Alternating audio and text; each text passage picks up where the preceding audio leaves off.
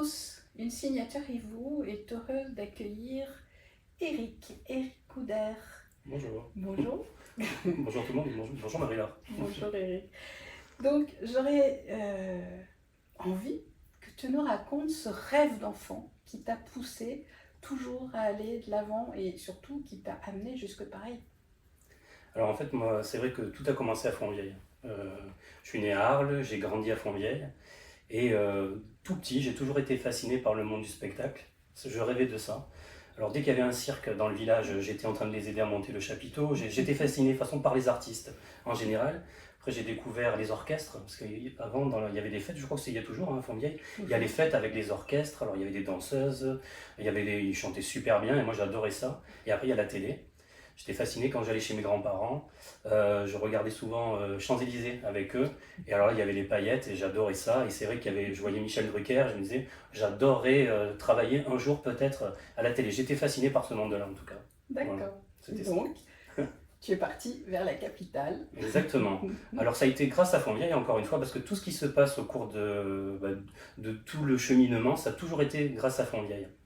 En fait, ou alors la Provence, Fontvieille ou la Provence. À Fontvieille, je travaillais à Fontvieille, alors j'ai fait plusieurs petits boulots.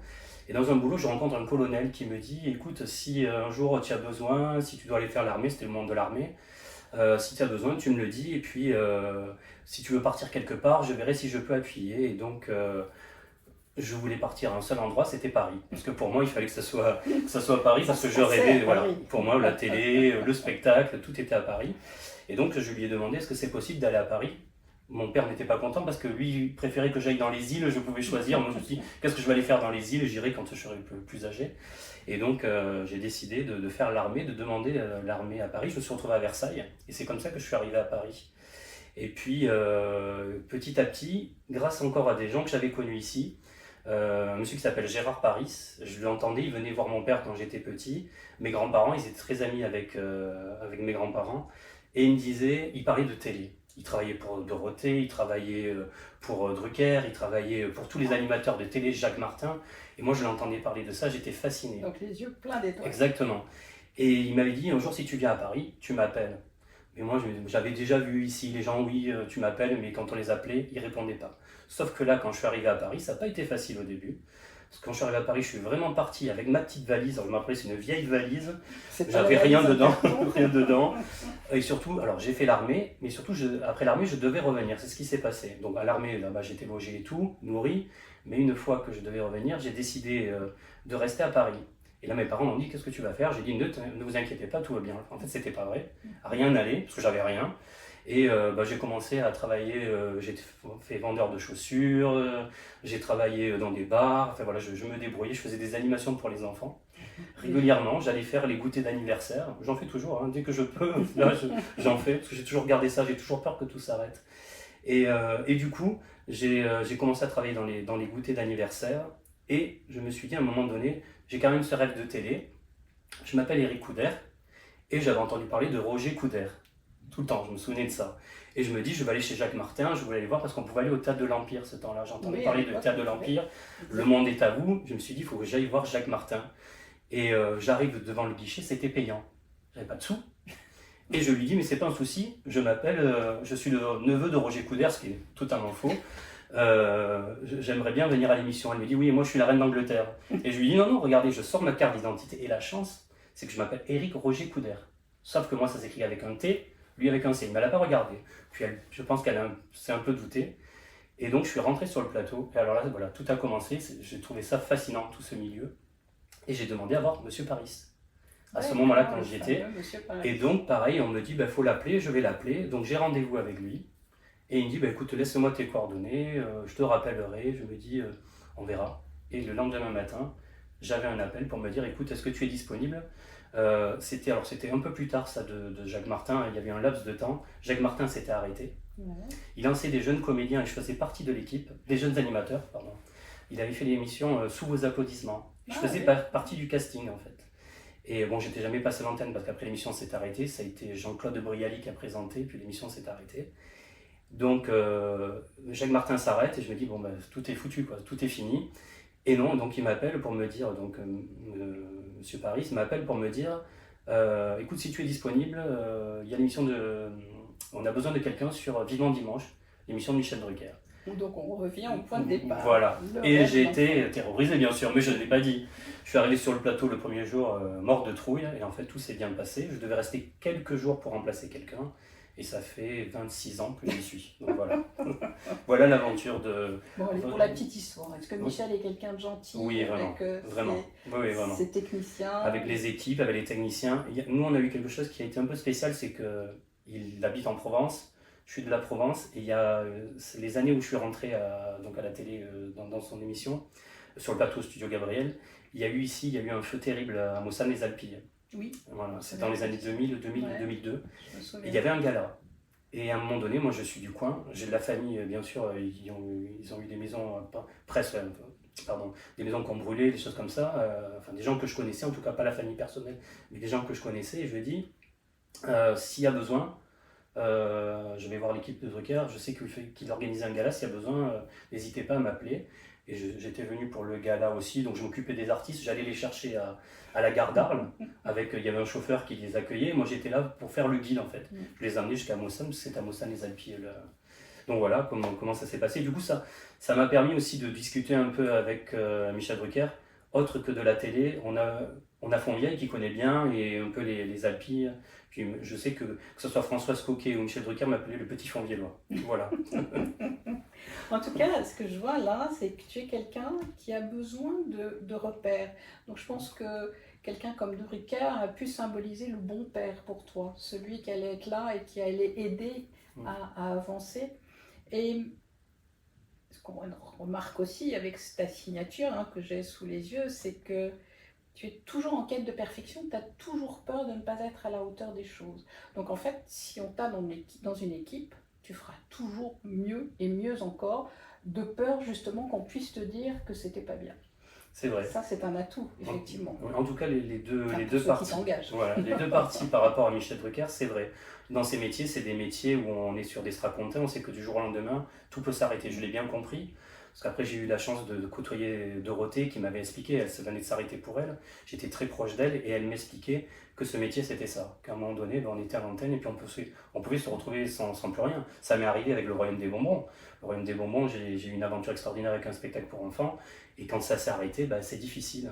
Et donc il faut continuer. C'est pas pour ça que je me suis... Que du jour au lendemain, on est porté au nu, on est connu de tout le monde, C'est et ça. du jour au lendemain, tout retombe et plus personne ne se reconnaît. Exactement. Et moi j'ai appris ça par rapport à Dorothée et puis Michel Drucker. Et j'ai toujours un mot que Michel Drucker dit, c'est que ce métier, c'est sur la durée. Ça, j'ai très bien compris depuis que je suis arrivé. Et que tout arrive avec la durée surtout, et qu'il faut surtout tenir jusqu'à la retraite, si on l'a. Donc voilà, c'est ce que je me suis toujours dit. Donc j'essaie de travailler régulièrement, et effectivement, je suis quelqu'un d'anxieux. J'aime les projets, j'aime avancer, et oui, j'aime faire les choses bien. Mais quoi que ce soit, en tout cas. Ça se voit, ça se voit. Et tu as besoin de cet acte, ce repère, et une fois que tu l'as, tu es capable de n'importe quoi.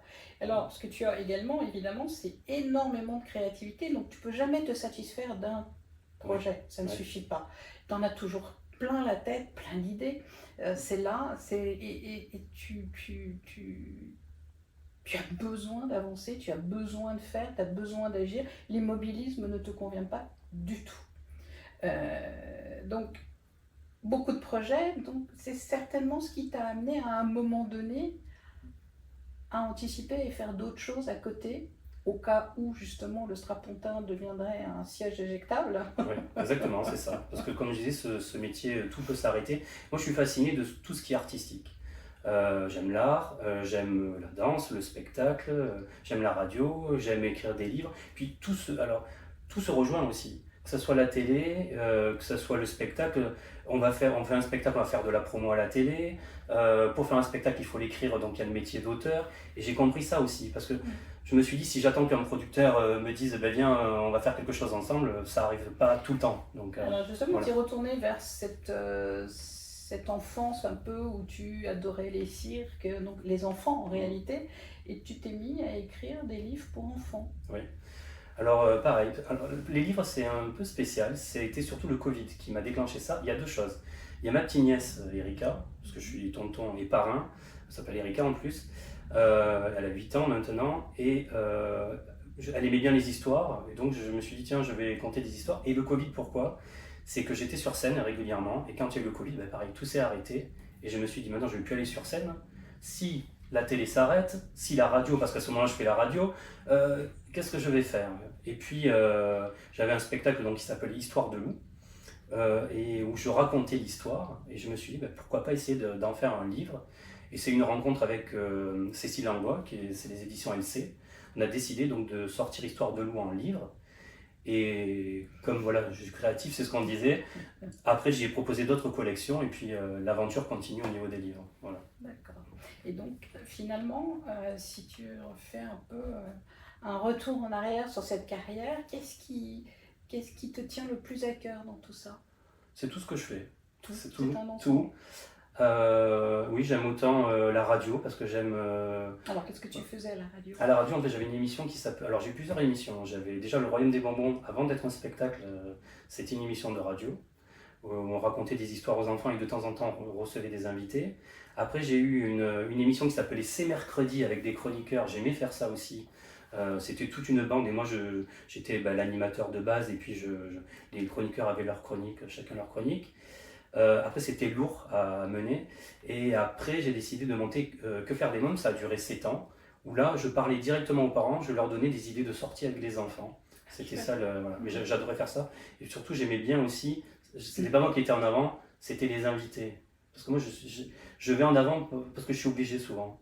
Quand je vais sur scène, c'est parce que j'étais obligé, il fallait que j'aille au turbin, comme on dit, donc j'y allais. Voilà, en fait, c'est amusant de voir tout ce que tu as pu faire, tout ce que tu as pu entreprendre, et puis tu as toujours cette même façon d'être, très monsieur tout le monde finalement, qui n'a pas, qui ne cherche pas à briller, qui ne cherche pas à juste se faire plaisir et s'amuser. C'est ça, c'est ça. Et puis pareil, je pense que c'est ce que j'ai appris dans ce métier, en travaillant à côté de gens, comme on me disait tout à l'heure, que ce soit Drucker, j'ai côtoyé Foucault aussi, peu parce que j'ai travaillé que quelques émissions avec lui, mais c'était sa façon de travailler aussi, de respecter les gens et de savoir toujours ça, que tout s'arrête un jour et voilà, ça fait mal quand ça s'arrête. Donc, oui. Voilà.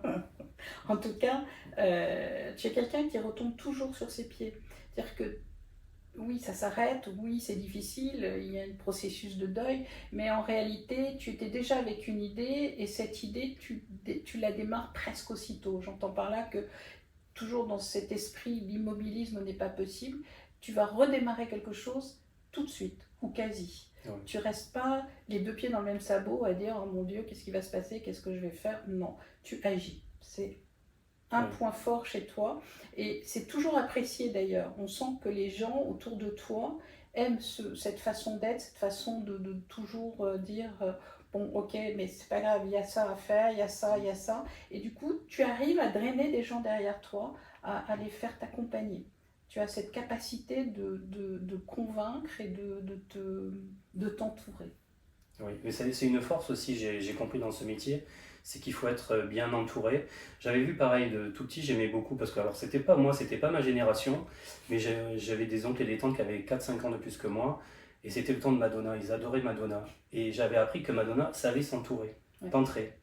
Et je m'étais toujours dit ça, c'est pas que c'était un modèle, mais voilà, j'avais entendu ce mot-là. Je marche par mots comme ça, comme je disais pour Michel Drucker qui avait dit ça, je l'ai ancré.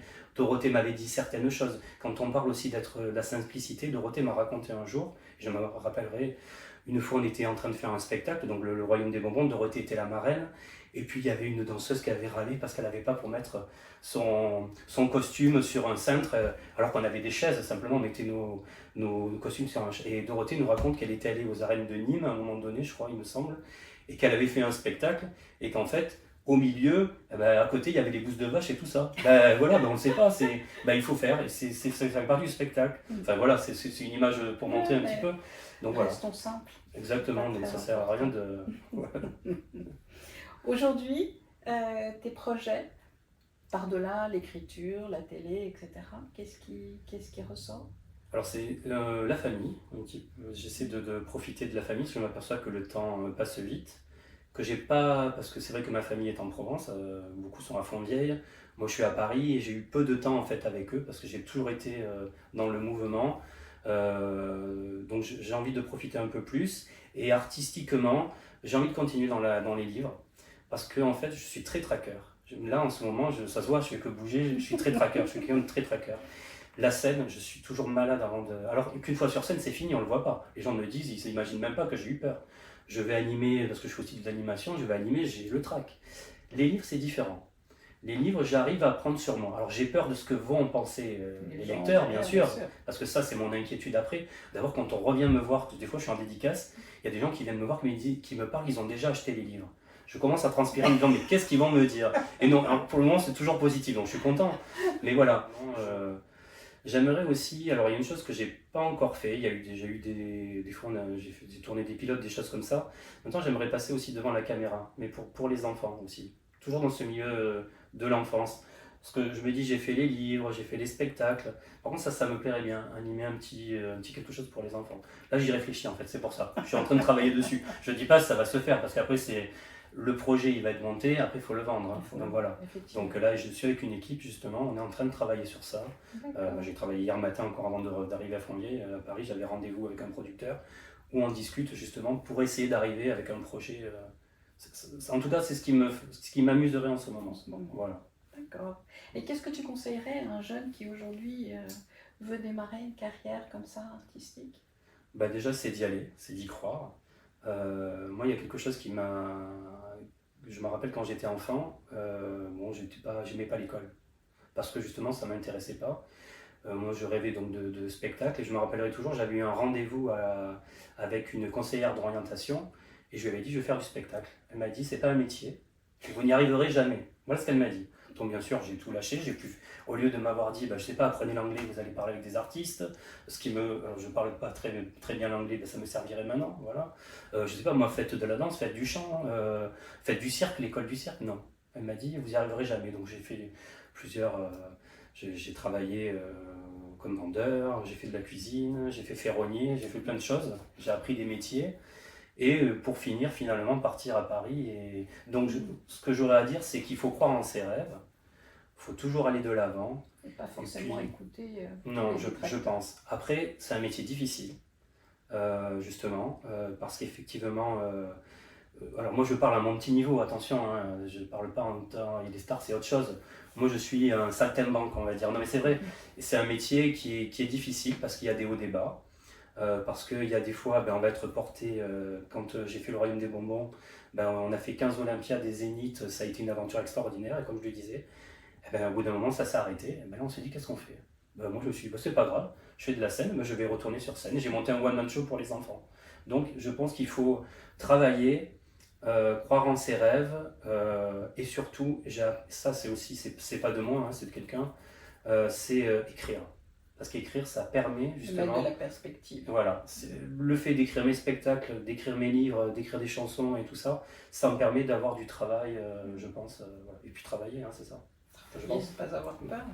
Alors j'aurais aimé présenter quelques livres.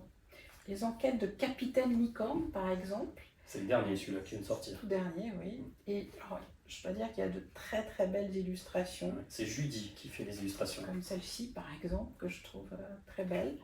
Bref, ce sont de très jolis livres. Avec, il y a Harmonie, la petite souris, les petites histoires, Histoire de loup, la fameuse. Voilà. C'est là où tout a commencé. Ouais. Donc, vraiment, il y a une créativité très riche, hein, ouais, qui existe à travers ces écrits, mais on sent en fait que tu es un personnage toujours animé d'envie, de désir, de rêve, et que ça ne s'arrête jamais en réalité. Non, j'essaie de continuer. Là, on en voit, j'ai emmené un de la collection, mais en fait, il y en a 14 de livres. Harmonie, la petite souris, il y en a 5, avec une histoire extraordinaire encore. Pardon. Dans le dernier tome, que j'ai pas là, parce que Harmonie, l'album de famille, c'est le premier tome. Dans le dernier, il y a le vrai nounours de Bonnier les Petits. Et c'est magique pour moi, parce que justement, je suis fasciné de télé, je suis fasciné de spectacle. Et c'est une aventure aussi extraordinaire. Un jour, dans mon émission Que faire des mômes, je reçois Jean-Baptiste Lédu, qui est un des ayants droit de Bonnier les Petits. Il y a quelque chose qui passe entre nous en discutant.